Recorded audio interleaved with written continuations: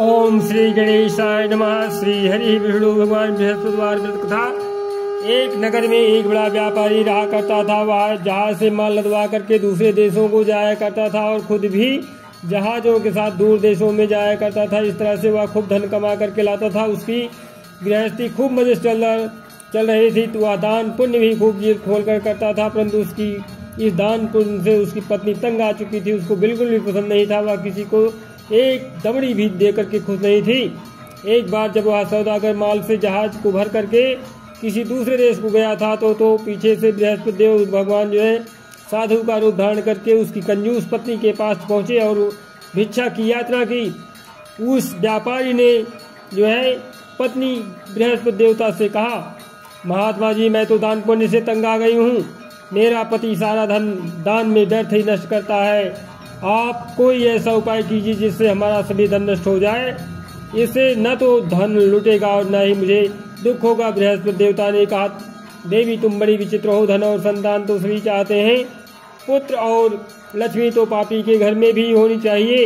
यदि तुम्हारे पास बहुत साधन है तो तुम दिल खोल करके पुण्य करो। भूखों को भोजन खिलाओ, प्यासों को पानी पिलाओ और यात्रियों के लिए धर्मशालाएं बनवाओ। कितने ही निर्धनों का कुंवारी कन्याएं धन के अभाव में अविवाहित बैठी हुई हैं, उनका विवाह संपन्न कराओ।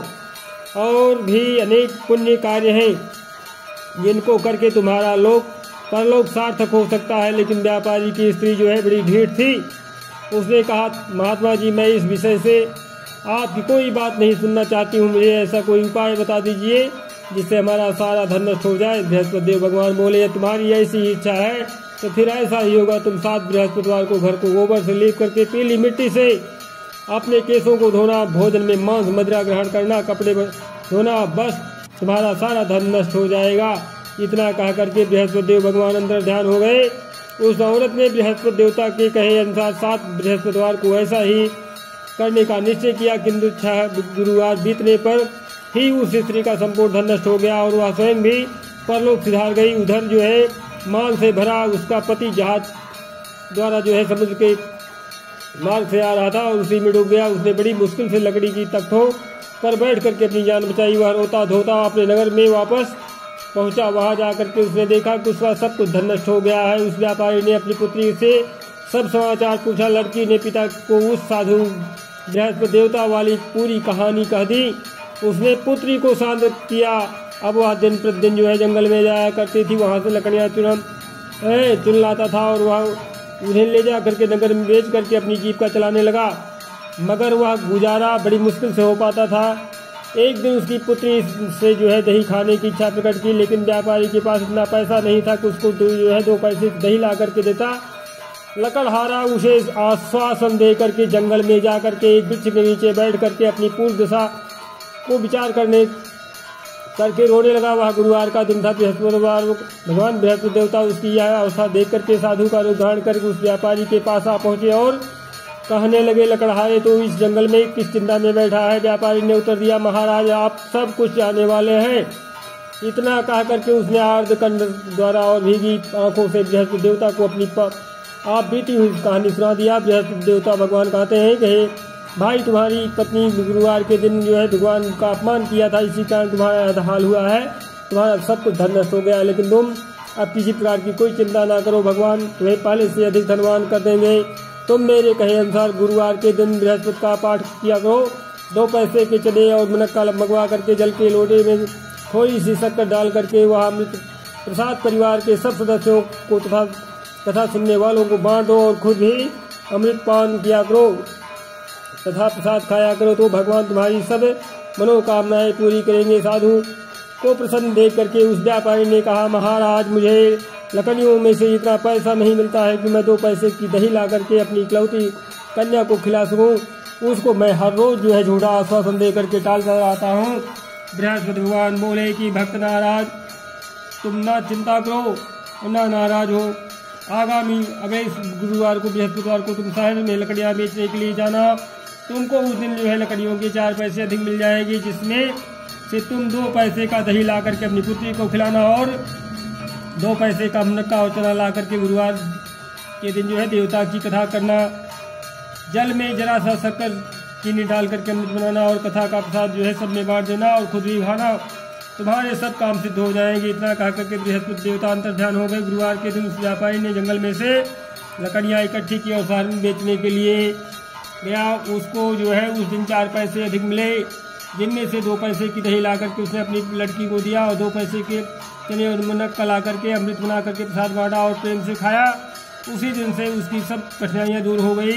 परंतु अगले बृहस्पतिवार को बृहस्पतिवार का व्रत करना भूल गया और कथा सुनना भूल गया। शुक्रवार को उस नगर के राजा ने आज्ञा दी कि कल मैंने एक बहुत बड़े यज्ञ का आयोजन करवाया है, इसलिए जो है कोई भी व्यक्ति अपने घर पर में अग्नि नहीं जलाएगा और चूल्हा नहीं जलाएगा, कोई कुछ नहीं पकाएगा। समस्त जनता मेरे यहाँ आकर के भोजन करेगी। इस आदेश की अवहेलना करेगा तो उसे सूली पर लटका दिया जाएगा। राजा की आज्ञा अनुसार अगले दिन जो है सब लोग राजा के महल में भोजन करने गए, लेकिन वह व्यापारी और उसकी लड़की जो है दोनों तनिक विलम्ब से पहुंचे। इतना ही हो, राजा ने उन दोनों को अपने महल में के अंदर ले जाकर के भोजन करवाया। जब वह पिता पुत्री भोजन करके वापस आ गए तो महारानी की दृष्टि जो है उस खूंटी पर पड़ी, जिस पर जो है उसका नौलखा हार लटका हुआ था।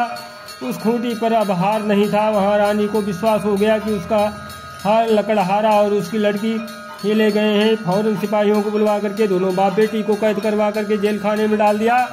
कैद खाने में पड़ करके बाप बेटी दोनों अत्यंत ही दुखी हुए।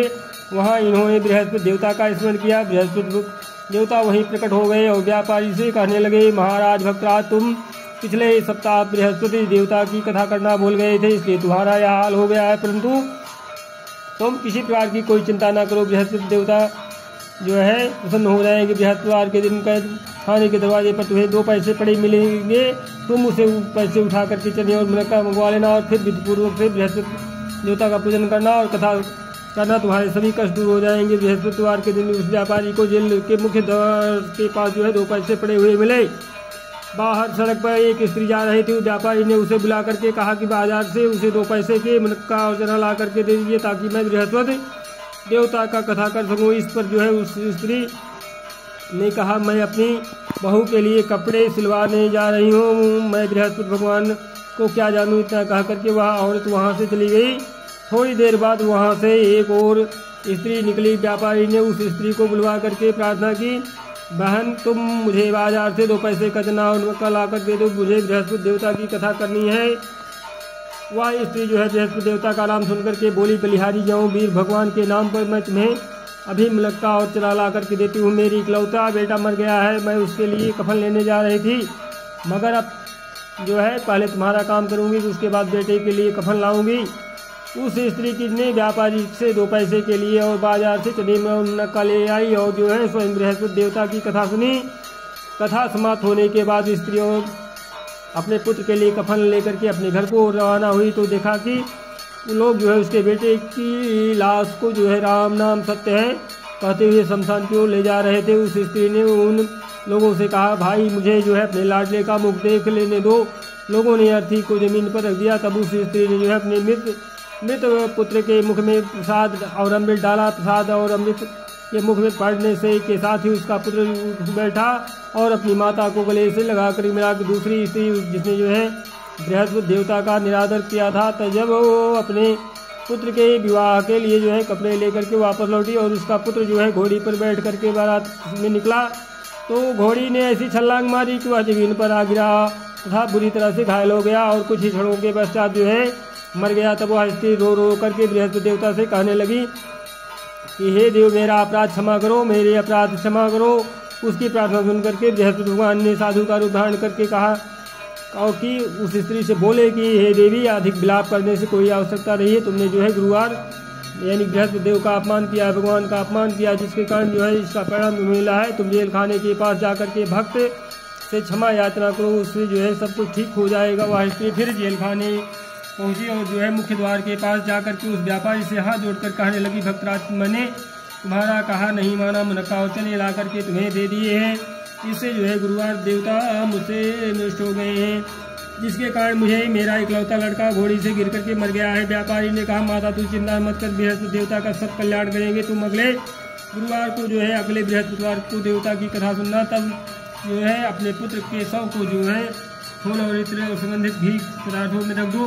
उस स्त्री ने ऐसा ही किया। बृहस्पतिवार का दिन भैया पहुंचा वह 2 पैसे के नक्का उचरे लेकर के पवित्र जल पाँव लौटे भर करके जेल के द्वार पर आ गई और श्रद्धा के साथ जो है बृहस्पति देवता की कथा सुनी। जब कथा समाप्ति हुई तो अमृत व प्रसाद लेकर के अपने मृत पुत्र के मुख में डाला। अचानक उसकी सांस जो है आने लगी और वह जो है उठ करके खड़ा हो गया। पुत्र को लेकर के वह महिला खुशी से अपने घर को रवाना हुई और बृहस्पति देवता के गुण गाने लगी। उसी दिन रात्रि में राजा को बृहस्पति देवता ने स्वप्न में दर्शन दिया और कहा, हे राजन, तूने जिस व्यापारी और उसकी पुत्री को जेल खाने में बंद कर रखा है वह दोनों निर्दोष हैं।